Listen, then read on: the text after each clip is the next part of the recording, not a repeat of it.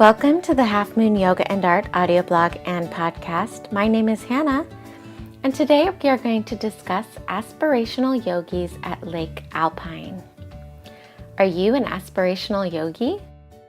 Do you notice the wonderful benefits that yoga has on those around you, but you are hesitant to get started because you think yoga is only for flexible people? Maybe you think you're too restless for yoga and you don't have the patience to sit still. According to Yoga Journal, of current non-yogis, 34% of Americans say that they are at least somewhat likely to practice yoga in the next 12 months, representing more than 80 million Americans that call themselves aspirational yogis, people who are interested in trying yoga. All of these thoughts about flexibility and patience are perfectly normal for people who haven't tried yoga or who have only tried it a few times. I had them myself before I dove in.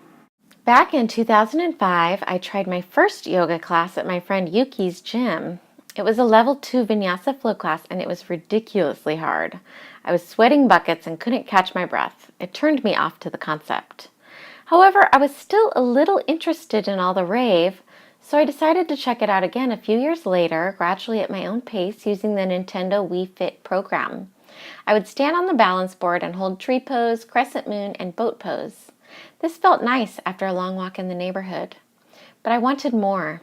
It wasn't until 2011 that my Cafe Chloe customer and writer for the Yoga One blog, Laura McCory, invited me to do yoga in Balboa Park with her. She catered this semi-private class to my beginner level. Laura opened my perspective to the healing aspect that yoga can bring, and I began to find inner balance and peace. From here, we developed into becoming close friends. This is when I realized that yoga is not just for the flexible, but it helps us all to gradually become more flexible. Therefore, flexibility is a byproduct, not a prerequisite. From that point, I started practicing 3 to 4 times a week at the Yoga One studio for the following years, through my yoga teacher certification and to the present. About a year ago, in 2015, I introduced my friend Paul to yoga. He started coming to my free/donation classes at Yoga One San Diego. At first, he admits that it was really hard. He was sore after class and really struggled through downward facing dog. He would use a wrist wedge for the first month or two, but then noticed that he was getting stronger and didn't need it anymore.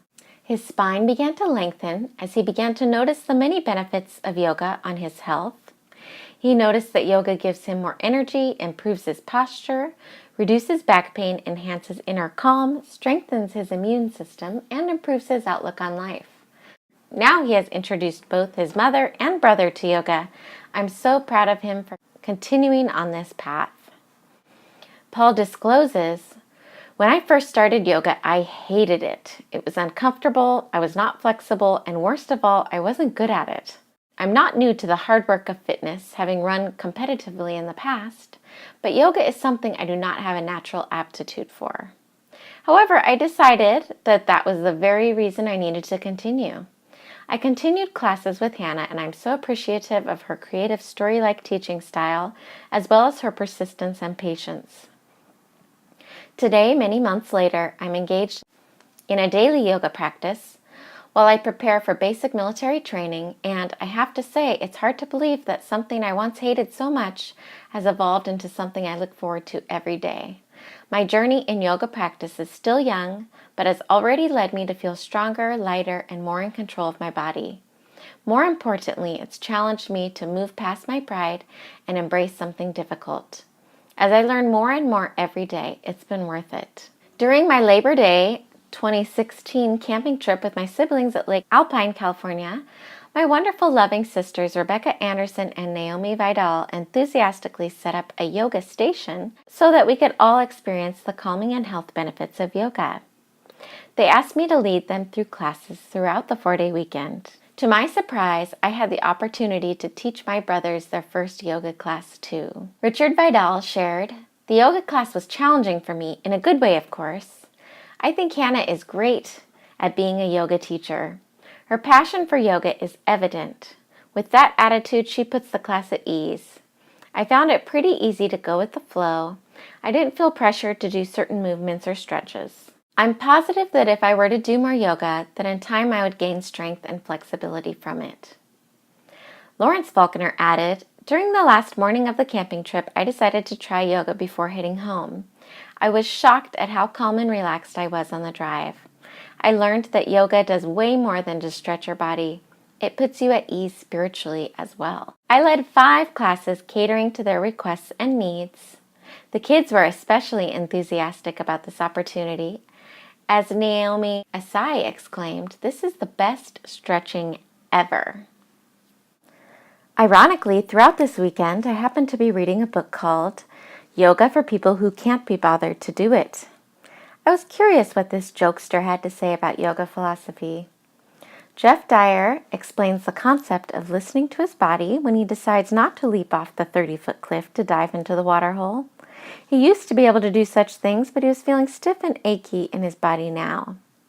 Further, he takes a closer look at nature as he notices that green is the color of growth.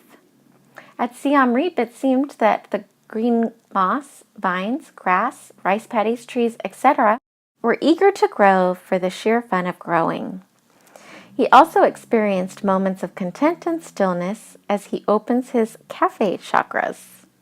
Although I laughed out loud many times at his commentary on travel and life, I was also saddened at his stubbornness against actually doing yoga, and ultimately he was saddened too. The title of his book revolves around a scene in Southeast Asia at the sanctuary in Koh Phangan. The author, and also narrator, explains that he doesn't like to do anything that involves concentrating, particularly chess or yoga. He regretfully admits, "I wished I'd been doing yoga for years.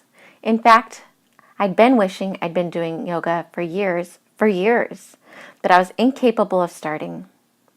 He examined the participants at the sanctuary.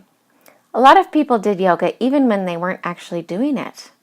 They were always stretching or bending or just sitting in quite demanding positions.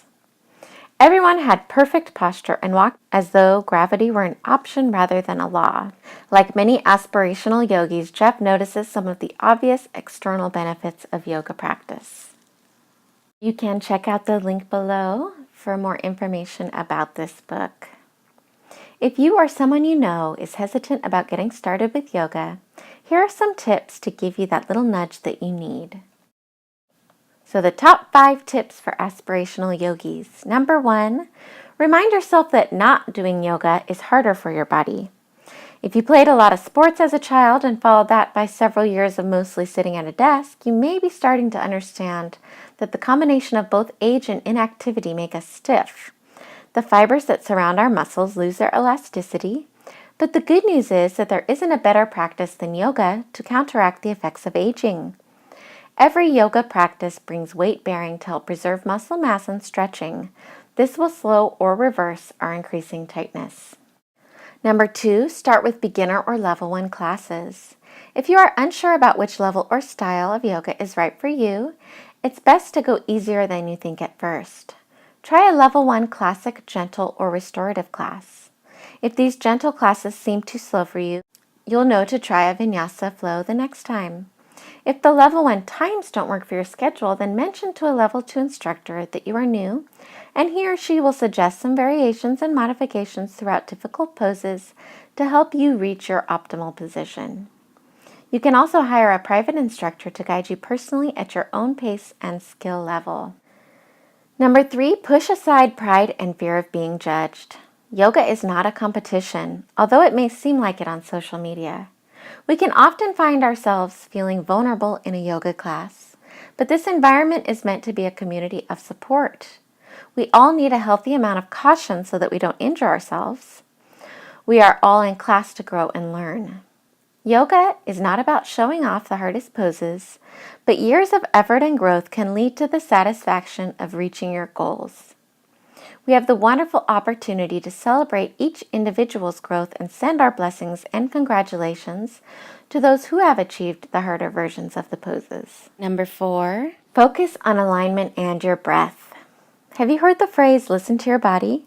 We say it a lot in yoga class. We focus on a solid foundation and tuning into each part of your body, being careful not to over or under stretch. In order to get the full experience, we need to make sure each part of our body is working together. Yoga originally got its name from the Sanskrit root yuj, meaning to yoke or unite. By turning our concentration inward, we also pay close attention to our breathing deeply. This allows the healing and calming aspects of yoga to arise. Finally, number 5, try again. Repetition works. Do you have tight hamstrings? A downward facing dog pose every day is your friend. Choose one particular pose that you struggle with in class. Practice this pose through modifications every day and note your improvement. If you seek a more well-rounded mini practice at home, try sun salutations. Make it a mini habit to do one half sun salutation each day, and you'll find yourself doing several full sequences. Click on the link below for my sun salutations PDF to help you with detailed alignment. Also check out my sun salutation yoga leggings with the big sun and this sequence of poses. Further, my featured yoga leggings for this week for lakes and camping, we have the Pleat Pizza Lakes here and the tree blossoms. I encourage you to share this post with anyone that you want to motivate to try yoga. Thank you for listening, and I hope you have a great week. And here is my half moon pose at Lake Alpine, California. Hope you'll join us again next week. Thank you. Namaste.